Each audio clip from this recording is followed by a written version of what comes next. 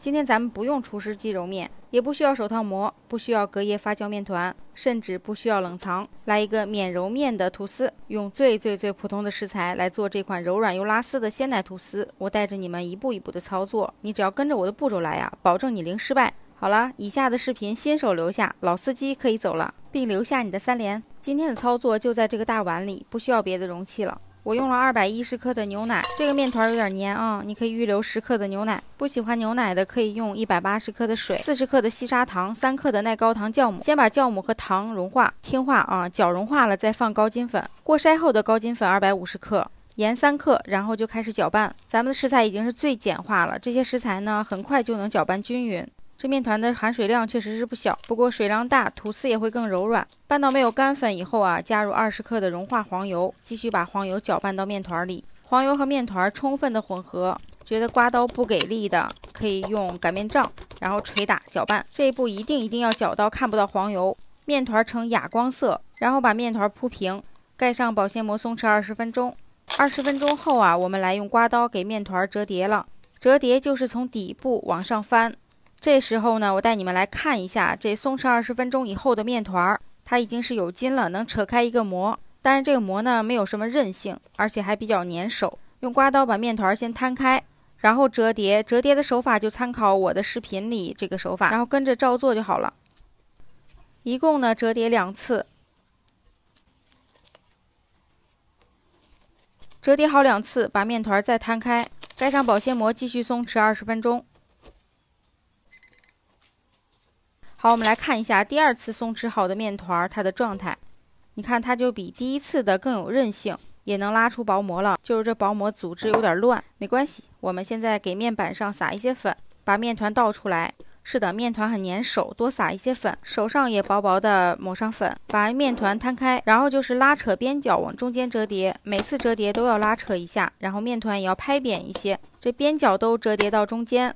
你们看我的面团也是很粘的，不要使劲的抓面团，没关系啊。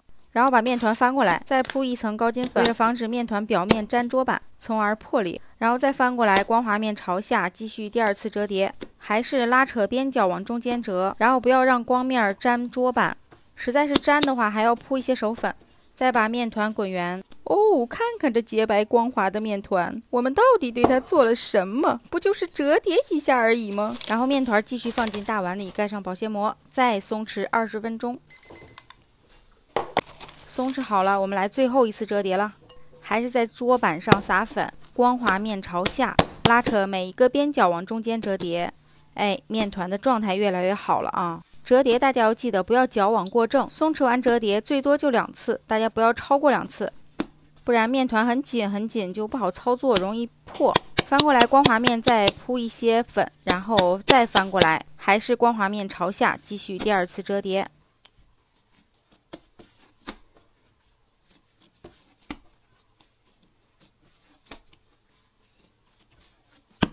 好了，2次折叠后，再把面团滚圆。现在咱就开始第1次发酵了。咱们沈阳啊，现在室温在25、6度吧。我发酵了1个小时，咱们主要看状态，不要去过多的苛求时间。来看一下1发好的面团是什么状态。手上沾高粉，按压一些面团，能看到有3个指印，指印不回弹也不塌陷，这个面团就发的正好。桌上继续撒粉，把面团拍扁排气，平均分割成3份，大概每份170克左右吧。然后把每一份面团都拍扁，接着折叠滚圆，依然是我们折叠大面团的手法。你看我这面团呀，还是比较粘手的，所以你也不要怕粘手，手上还是要薄薄的铺手粉，然后把面团收圆，收到表面光滑就可以了。这面团呀，不要过度的收圆，让它表面破了。如果感觉面团过紧呀，你就要松弛了。滚圆后的面团继续松弛20分钟。20分钟后，我们再来第1次擀卷。取一个面团放在桌面上，手上还是铺一些手粉，把面团拍扁排气，不要把气体擀进杀绝啊！擀面杖擀到头的时候手就要轻了，千万不要使劲的去压面团，也就是顺势的事儿。面呀要擀到有一定的厚度，厚度大概1到1.5厘米，然后把四周的大气泡拍掉，再把面团翻过来，拿手稍微整理一下，底下宽，上边窄，从上到下卷起来。卷的时候嘞，中间鼓起来，两边收紧。你照我这样卷呀，你做出来的吐司一定会很好看的。好，一次擀卷后继续松弛20分钟。记得盖上保鲜膜保湿啊，不要让面团暴露在空气里。